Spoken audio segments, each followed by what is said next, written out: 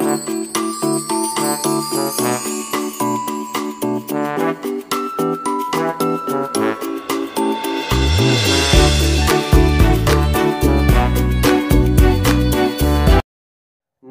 संस्कृताय।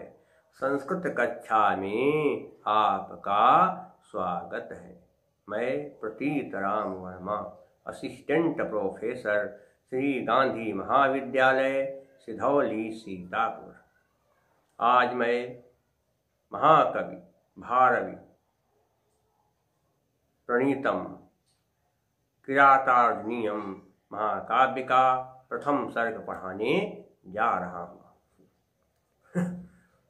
वनेचर युधिष्ठिर से कहता कि महाराज, साम, दाम, दंड और भेद, इन चार उपायों को अपनाने वाला व्यक्ति जीवन में कभी असफल नहीं होता है।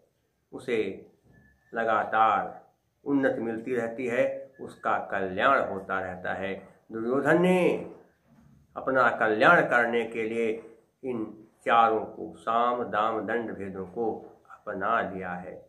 वनेचर युधिष्ठिर से कहता है कि हे महाराज, कि अनारतम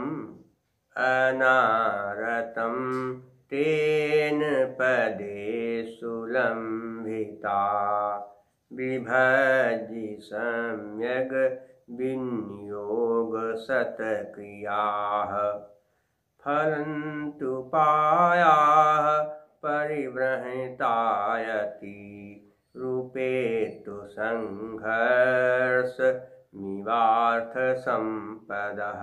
क्या हुआ कि अनारतम कहते लगातार, तेन उसके द्वारा कहते पदेषु कार्यों में, लंबिता कहते प्राप्त कराए गए। विभज्य क्या हुआ कि कहते कि बांट कर, सम्यक माने सम्यक लिखा, सम्यक नहीं सम्यक, सम्यक धन विनियोग, का के बाद गा, झलाम सुमंते सूत्र से क्या हुआ, का गा बन गया। अब तो ज्यादा नहीं पढ़ना, आप उसको पढ़ेंगे संधियां तो आप सब जान जाएंगे। सम्यक में कहते भली बात, विनियोग सत्क्रिया, विनियोग और सत्कार को, विनियोग का अर्थ कि अच्छी तरह से कोई काम में, अच्छी तरह से कार्य में लगा जाए, अच्छी तरह से किसी को काम में लगाया जाए, उसे कहते हैं विनियोग। किसी को अच्छी तरह से काम में लगाना या स्वयं अच्छी तरह से किसी काम में लग जाना विनियोग है। विनियोग और सत्कार को फलंति उपाया, क्या है, फलंति धन उपाया, क्या है, इक्वल। देखिए क्या कहते हैं कि फलंति क्या कहते हैं कि जन्म देते हैं, उपाया, उपाय, फलंति धन उपाया, ई के बाद फलंति, ता में ई के बाद ऊ, संधि किया हमने, इक्वल के नियम से क्या हो गया, ई का ऊ बन गया, और ता में ई की मात्रा लगी थी तो ता हो गया आधार। फलंत क्या कहते हैं, जन्म देते हैं, उपाय कहते उपाय, परिवृहतायति माने क्या होता है, भविष्य, उन्नतशील भविष्य, उन्नतशील भविष्य। क्या है, बृहत्यायतीह धन उपेय, तीह धन उपेय, बड़ी के बाद विसर्ग, उसके बाद सर्ज शुरू के नियम से विसर्ग का रा बन गया। उपेत का क्या है कि प्राप्त होकर, संघर्षम की स्पर्धा को, यू माने मानो, अर्थ संपदा, अर्थात अर्थ संपदा माने संपत्तियों को, धन रुपया पैसा को, क्या हो गया, उस दुर्योधन द्वारा कार्यों में भली भांति विभाजन कर दिया। यानी उस दुर्योधन ने कार्यों को भली भांति बांट दिया है। कौन सा काम कब होगा, कैसे होगा, इसको उसने बांट दिया, सबका निश्चय कर दिया कौन सा काम कब होगा। उस दुर्योधन ने सारे कामों को भली भांति बांट दिया है, और कौन सा काम किस प्रकार से अच्छा होगा इसका भी उसने ध्यान रखा है, और ऐसी स्थिति में किसका सम्मान करना है वो सबका सम्मान भी कर रहा है। तो विनियोग और सत्कार को प्राप्त कराए गए। वो क्या करता है, विनियोग और सत्कार को प्राप्त करा रहा है, चार गुणों को अपना रहा है। इसको साम, दाम, दंड और भेद, ये चार गुण साथ साथ अपना रहा है। इससे उसका जो है भविष्य बड़ा ही उन्नतिमय हो गया है। उन्नत भविष्य के कारण उसकी जो है संपत्तियां साथ दें, उसके पास सारी संपत्तियां आ रही हैं। क्यों अर्थ देखिए फिर से क्या है, दुर्योधन ने अपने सारे कार्यों को भली भांति बांट दिया है, और वो सभी कार्यों में अच्छी प्रकार से लग गया है, सबका अच्छी तरह से स्वागत सत्कार कर रहा है, साम दाम दंड भेद का भी वो अच्छी तरह से प्रयोग कर रहा है। कहाँ पर शांति से काम करना वो शांति से करता है, कहाँ पर दाम पैसा देकर घूस से काम चलाना वो काम कर रहा है, कहाँ पर दंड देना कहते वो भी कहते कर रहा है, और कहाँ पर कहते न दंड न भेद करना, न दंड न साम न दाम, वहाँ पर क्या करता है गोपनीय बातें करता है, गुप्त मंत्रणा करता है, गोपनीय छिपे तरीके से काम चलाता है। इस प्रकार के सारे तरीकों को अपना कर को लगातार उन्नत कर रहा है और उसके पास बहुत ज़्यादा संपत्तियां आ रही हैं, बहुत ज़्यादा उसके पास पैसा बढ़ रहा है। ये हो गया पूरा क्या हो गया कि दुर्योधन ने अपने सारे कामों को भली भांति बांट दिया है और सारे कामों में वो अच्छी तरह से लग गया है और लोगों को भी लगा दिया है कामों में, और अच्छी तरह से सबका स्वागत सत्कार कर रहा है। किसी से वो साम से काम कराता, किसी से पैसा देकर काम कराता, किसी को दंड देकर काम कराता, और को नहीं मानता दंड से भी तो क्या करता है वो रहस्यपूर्ण उससे बात करता है। इस तरह से सारे काम करता है और लगातार पैसा प्राप्त कर रहा है, धन उसके पास बहुत ज़्यादा आ रहा है। ये हो गया। देखिए क्या कहते हैं, आपको क्या कहते हैं, हमने संधि बता दिया है कहाँ क्या। देखिए क्या इवार्थ में इव धन अर्था आकाशवर्ण दीर्घ हो गया।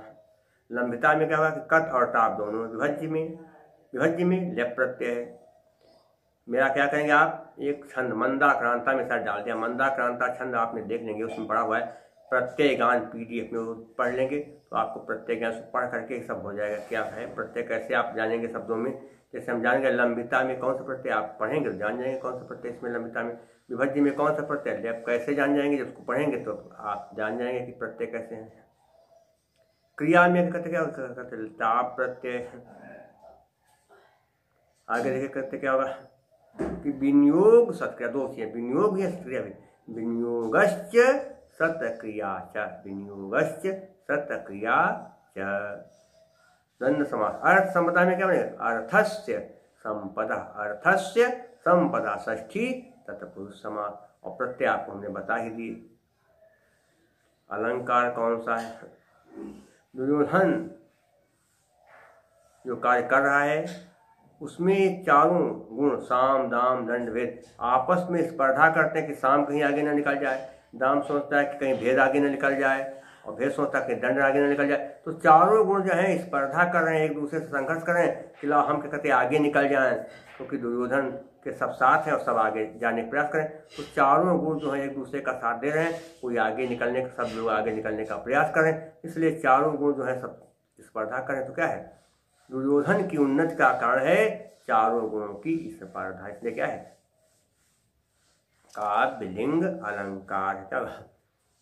कैसे, हेतुर्वाक्य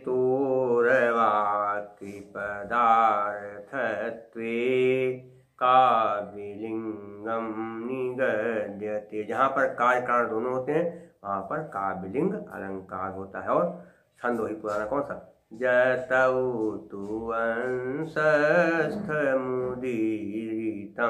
जरौ, कौन सा वंशस्थ छंद है। और इसके अलावा क्या है, प्रसाद गुण है, लेकिन प्रसाद नहीं यहाँ पर है, वही ओज गुण। दीप्यात्म विस्तृत हेतुर रोजो वीर रस स्थिति, ओज गुण है। जहाँ पर कोई बात ऐसी हो जिस बात को सुनकर या देखकर मन में उत्साह पैदा हो जाए, जोश आ जाए, वहाँ पर ओज गुण। तो यहाँ पर ओज गुण है। और वैदर्भी बता चुके हैं, जहाँ पर समासों का अभाव हो या बहुत कम समास दिखाई दे वहाँ पर वैदर्भी। क्या होता है, माधुर्य व्यंजक वर्ण है, रचना ललितात्मका, वृत्तिरल्प वृत्तिरवा वैदर्भी रीति दृश्यते। और सात्वती वृत्ति है। यदि आपको मेरा वीडियो पसंद आए तो कृपया आप इसे लाइक और सब्सक्राइब भी जरूर कर दें। और शेष मैं आपको अगले अंक में पढ़ाऊँगा। तब तक के लिए नमः संस्कृताय।